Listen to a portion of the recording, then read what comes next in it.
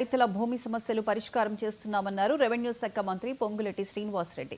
పాలేరు నియోజకవర్గంలో మంత్రి పొంగులేటి పలు అభివృద్ధి కార్యక్రమాలకు శంకుస్థాపన చేశారు.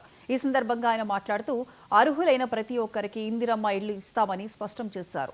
ధరణిని ఎత్తివేసి భూభారతి 2025 పేరుతో కొత్త చట్టాన్ని తీసుకొచ్చామన్నారు.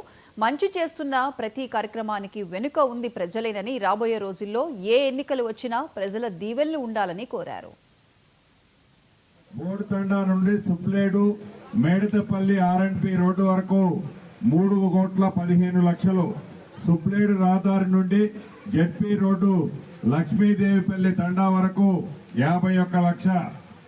అదే రకంగా అంతర్గతంగా సుమారు 80 లక్షల రూపాయలతో గ్రామంలో సిమెంట్ రోడ్లు, ఇట్లా అన్నీ కలిపి సుమారు 39 కోట్ల రూపాయలతో మన ప్రభుత్వం వచ్చిన తర్వాత కొన్ని శంకుస్థాపనలు చేసుకున్నాం, కొన్ని పూర్తి చేసుకుంటున్నాం, కొన్ని పూర్తయినాయి, కొన్ని టెండర్ దశలో ఉన్నాయి.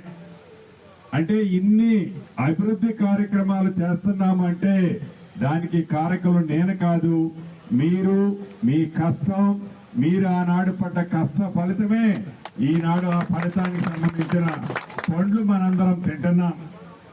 ఒక్క సుబ్లేడు గ్రామంలోనే కాదు, ఒక్క తిరుమలాయపాలెం మండలంలోనే కాదు, ఒక్క పాలేరు నియోజకవర్గము, ఒక ఖమ్మం జిల్లానే కాదు, తెలంగాణ రాష్ట్రంలో ప్రతి మారుమూల గ్రామంలో, ప్రతి మారుమూల తండాలో, ప్రతి మారుమూల గూడెంలో అభివృద్ధిని ఎక్కడా తగ్గనీయకుండా అవి రోడ్లు కావచ్చు, చెరువులు కావచ్చు, బ్రిడ్జీలు కావచ్చు, అదే రకంగా హాస్టల్స్ కావచ్చు, స్కూల్స్ కావచ్చు, అభివృద్ధికి ఎక్కడా తగ్గకుండా గౌరవ ముఖ్యమంత్రి రేవంత్ రెడ్డి గారి నాయకత్వంలోని మన ప్రభుత్వం ఈనాడు పనిచేస్తుంది.